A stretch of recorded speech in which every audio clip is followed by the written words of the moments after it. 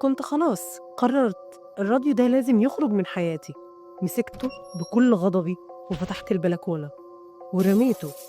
وقع واتكسر، سمعت صوته وهو بيتكسر تحت. نمت لأول مرة من أيام نمت، بس لما صحيت الصبح لقيته في نفس مكانه زي ما كان، نضيف سليم، كأنه عمره ما وقع ولا اتكسر.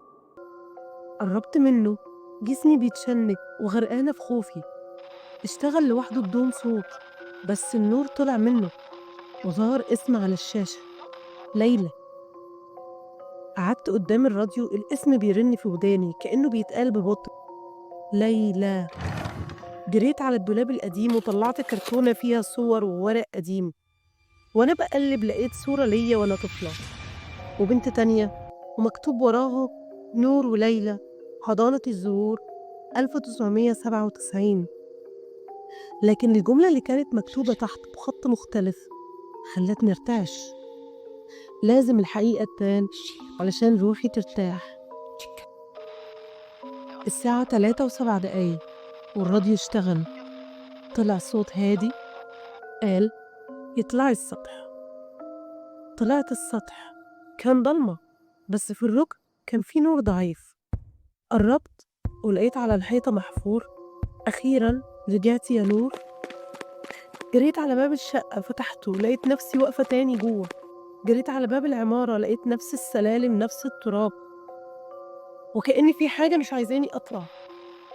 الراديو قال: الخروج مش ليكي إلا لما تعرفي جيتي ليه. وبعدين ضحكة طفلة بدأت تتكرر في دماغي. الراديو قال: دلوقتي هتسمعي كل حاجة من أولها. الراديو اشتغل، لكن المرة دي صوت بنت صغيرة: نور، أنا اتقتلت هنا. قالوا إنها حادثة، بس الحقيقة حد رماني. بصيت في الركن، لقيت آثار دم، صورة قديمة ليا والليلة. الراديو كمل: انتي الوحيدة اللي تقدر تسمعني. الراديو وجهني أفك الأرضية الخشب. كنت مرعوبة، بس نفذت.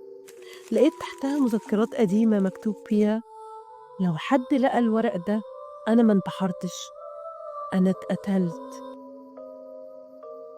طلعت فوق الدور اللي حصل فيه الحادثة. إيديا كانت بترتعش وأنا بفتح باب الشقة اللي دايما كانت مقفولة. الراديو كان شغال جوه، كأن الصوت بيوجهني. دخلت على الأوضة اللي في آخر الطرقة. الدولاب القديم كان واقف صامت